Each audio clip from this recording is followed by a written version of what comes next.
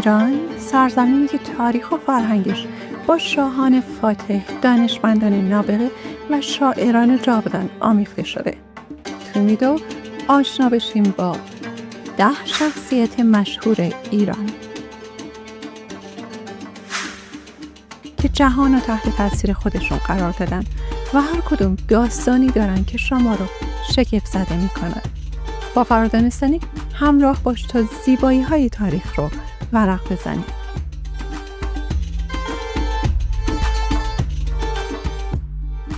کوروش بزرگ 600 سال پیش از میلاد مسیح کوروش بزرگ امپراتوری هخامنشیان رو که نخستین امپراتوری جهان بود پایه‌گذاری کرد و با هوش سیاسی و مدیریت فوق‌العاده خودش تونست قبایل مختلف رو متحد کنه و یه امپراتوری عظیم ایجاد کنه. از شرق تا مرزهای هند که شامل بخشی از افغانستان و پاکستان بود. از غرب تا دریای مدیترانه، عراق امروزی، سوریه، لبنان و فلسطین. از شمال تا قفقاز شامل ارمنستان، گرجستان، جمهوری آذربایجان و بخش‌های از جنوب روسیه. کوروش برخلاف خیلی از پادشاه‌های زمان خودش با ملت‌هایی که فتح می‌کرد به شکل انسانی رفتار می‌کرد. مثال برجسته اون فتح بابل، جایی که بدون خونریزی وارد شهر شد و به یهودی‌ها اجازه داد به سرزمین خودشون برگردن. منشور کوروش که به عنوان اولین سند حقوق بشر جهان شناخته میشه، شامل آزادی مذهبی، احترام به فرهنگ‌های مختلف و رعایت حقوق مردم تحت حکومت کوروش بود. این منشور امروزه در موزه بریتانیا نگهداری میشه و الهام بخش اعلامیه جهانی حقوق بشر شده.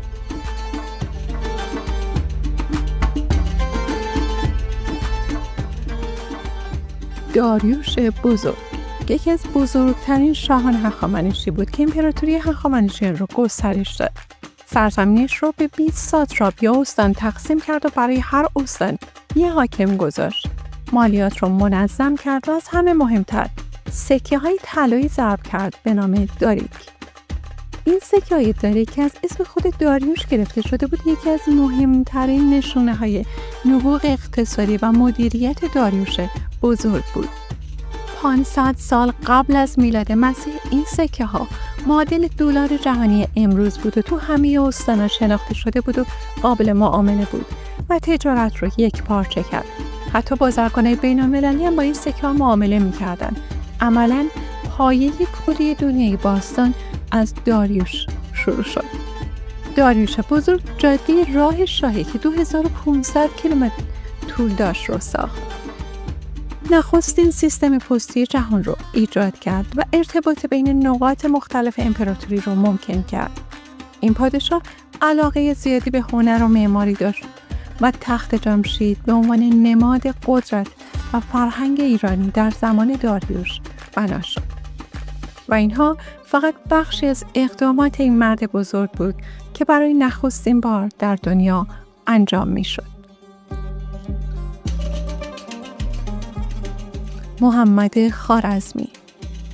محمد خوارزمی ریاضیدان و دانشمند برجسته ایرانی که به پدر جبر مشهوره. خوارزمی نه فقط یک دانشمند بلکه پایه‌گذار ریاضیات مدرن بود. قبل از خوارزمی ریاضیات در غرب با اعداد رومی انجام می شد. مثلا عدد 486 به این شکل نوشته می شد. محاسبه با این سیستم تقریبا غیر ممکن بود. خوارزمی سیستم 10 یا همون روشی که ما امروز استفاده می کنیم و اختراع کرد. این تغییر ساده یه تحول فوق‌العاده تو ریاضیات بود. جالبه بدونیم قبل از خوارزمی هیچ فرهنگی مفهوم هیچ رو به عنوان عدد واقعی قبول نداشت. اما خوارزمی با درک عمیقی که از منطق ریاضی داشت عدد 0 رو به عنوان عدد مستقل معرفی کرد. میگن وقتی خوارزمی 0 رو به ریاضیدانای بغداد نشون داد یه عده گفتن این فقط یه دایره خالیه. ولی همین دایره خالی بود که 0 و 1 کامپیوترهای امروزی رو ممکن کرد و تحول زیادی تو سیستم اعداد به وجود آورد. خوارزمی کتابایی تو زمینه ریاضیات، نجوم و جغرافیا نوشته که پایه خیلی از علوم اروپا شدن. الگوریتم‌ها و روش‌های اون تا امروز هم تو ریاضیات و علوم کامپیوتر کاربرد دارن. خوارزمی نشون داد که ایران میتونه مرکز علم و نوآوری جهانی باشه. زکریای رازی. زکریای رازی پزشک، شیمیدان و فیلسوفی بود که با نبوغ و تجربه گرایی علم رو به سطح جدیدی رسوند. رازی اولین کسی بود که پزشکی رو بر پایه مشاهده، تجربه و ثبت دقیق نتایج علمی کرد. کتاباش مرجع پزشکان قرون وسطی در ایران و اروپا شد.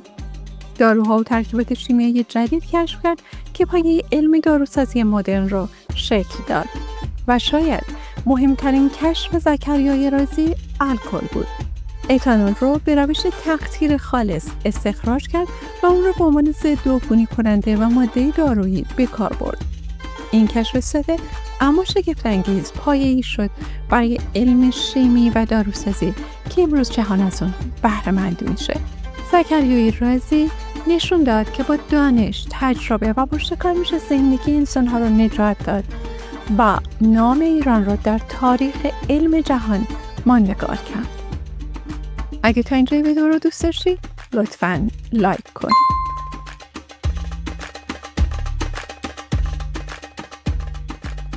ابوالقاسم فردوسی. در قرن 7 میلادی سلسله ساسانی سقوط کرد و ایران به دست سپاهیان عرب افتاد. بعد از این ماجرا زبان عربی به عنوان زبان دین، علم و حکومت رسمیت پیدا کرد. مکاتبه‌های رسمی آموزش‌ها همه به عربی انجام می‌شد. حتی شاعرها برای گرفتن پاداش به عربی شعر می‌گفتند. در نتیجه زبان فارسی کهن عملاً از عرصه رسمی حذف شد. اگرچه تو سالهای بعد سلسله‌های متعددی سعی کردن زبان فارسی رو دوباره در دربار زنده کنن و شاعرای بزرگی مثل رودکی شعر فارسی رو احیا کردن، اما هنوز خطر از بین رفتن زبان کاملا رفع نشده بود. تا اینکه در قرن 4 هجری ابوالقاسم فردوسی از طوس تصمیم گرفت تاریخ و اسطوره‌های ایران باستان رو از دل فراموشی تاریخ بیرون بکشه. 30 سال از عمرش رو صرف سرودن شاهنامه کرد، کتابی که بیش از 50,000 بیت شعر داره و تقریباً هیچ واژه عربی در اون نیست و تمام واژه‌ها زبان فارسی رو حفظ کرده. فردوسی زبان فارسی رو از مرگ نجات داد. بسی رنج بردم در این سال 30، عجم زنده کردم بدین پارسی.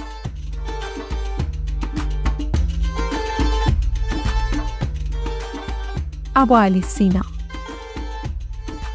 ابوعلی سینا پزشک، فیلسوف و دانشمند بزرگ ایرانی، یکی از اثرگذارترین چهره‌های علمی جهان بود. کتاب قانون در طب که 14 جلد داره به مدت قرن‌ها مرجع پزشکی در اروپا و جهان اسلام بود. در فلسفه و منطق هم آثار ماندگاری نوشته و خیلی از دانشمندای اروپایی ازش الهام گرفتن. کتاب شفا هنوز هم برای فیلسوفا جای تفکر داره. تخصص و نوآوری‌های ابوعلی سینا تو زمینه پزشکی و فلسفه باعث شد که نام ایران در تاریخ علم جهانی ثبت بشه.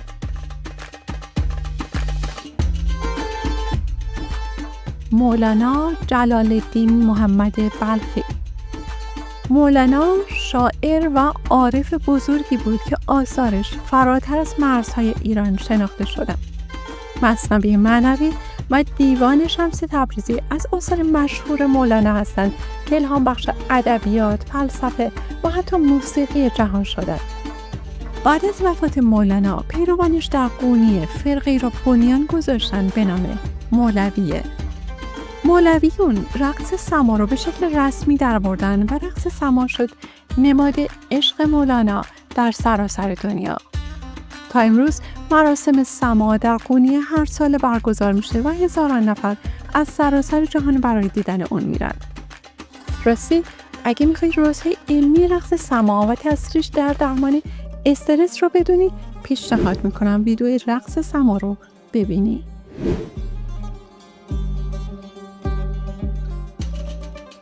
خواجه نصیرالدین طوسی.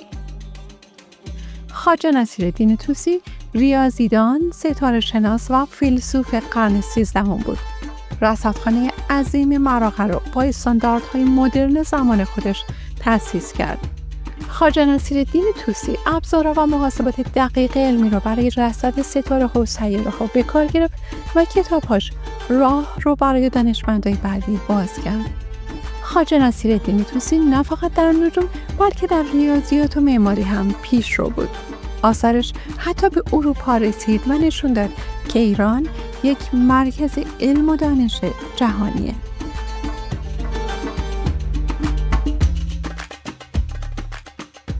نادرشاه افشار. نادرشاه یکی از قدرتمندترین فرماندهان نظامی ایران بود. در اوایل قرن 18 میلادی ایران در بدترین وضعیت تاریخ خودش بود. سلسله صفویه سقوط کرده بود. افغان‌ها به رهبری محمود افغان اصفهان پایتخت ایران را اشغال کرده بودند. عثمانی‌ها از غرب، روس‌ها از شمال بخش‌هایی از کشور را گرفته بودند. حکومت مرکزی از بین رفته بود، قبایل با هم می‌جنگیدند و مردم در فقر و ناامنی کامل بودند و ایران عملاً به چند تکه بی‌دفاع تقسیم شده بود. تو چنین هرج و مرجی مردی از قبیله افشار در خراسان به نام نادر قلی بیگ ظهور کرد. اولش فرمانده نظامی بود، اما خیلی زود کنترل ارتش رو در دست گرفت و در کمتر از چند سال نیروهای اشغالگر رو از ایران بیرون کرد و مرزهای ایران رو به حالت پیش از سقوط صفویه برگرداند و در واقع کشور رو از نابودی مطلق نجات داد.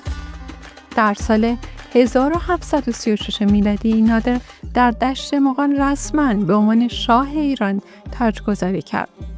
در سالهای بعد گنجینه افسانه‌ای شاه جهان از جمله تخت طاووس و الماس کوه نور رو به ایران آورد. در اون زمان ایران یکی از ثروتمندترین کشورهای دنیا شد.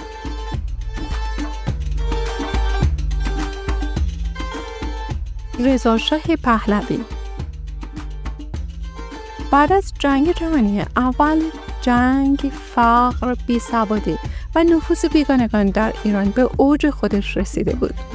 کشوری که روزی امپراتوری بزرگی بود، شکوه خودش را از دست داده بود. انگلستان و روسیه در شمال و جنوب کشور نیرو داشتند. امنیت و قانون هم تو وضعیت نامناسبی بود. در چنین هرج و مرجی یک سرباز قزاق به نام رضاخان میرپنج وارد صحنه شد و در 1299 شمسی با یک کودتا تهران را گرفت و در سال 1304 به سلطنت رسید. رضا شاه تلاش زیادی برای ایجاد زیرساخت‌ها در سطح کشور کرد. بعضی از اقداماتی که انجام داد شامل ساخت راه‌حل سراسری ایران به طول 1400 کیلومتر، ساخت بیش از 10,000 کیلومتر جاده جدید در سراسر کشور، ایجاد ارتباطات پستی و تلگرافی مدرن، تأسیس دانشگاه تهران، نخستین دانشگاه مدرن ایران، ساخت مدارس دولتی در سراسر کشور و آموزش اجباری برای کودکان، فرستادن دانشجوی ایرانی به اروپا برای تحصیل در رشته‌های مهندسی، پزشکی و حقوق، ایجاد کارخانه‌های نساجی، سیمان، قند، شکر و کفش،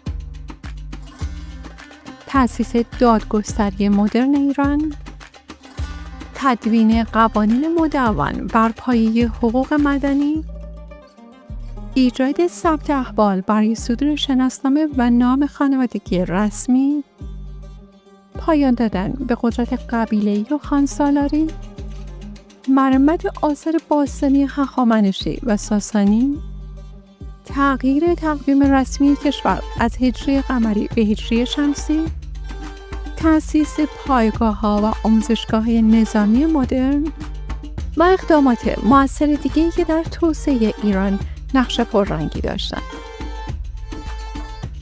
از بین شخصیت‌هایی که گفته شد، کدام یکی به نظر شما تاثیرگذارتر بودند؟ لطفاً تو کامنت‌ها بنویس.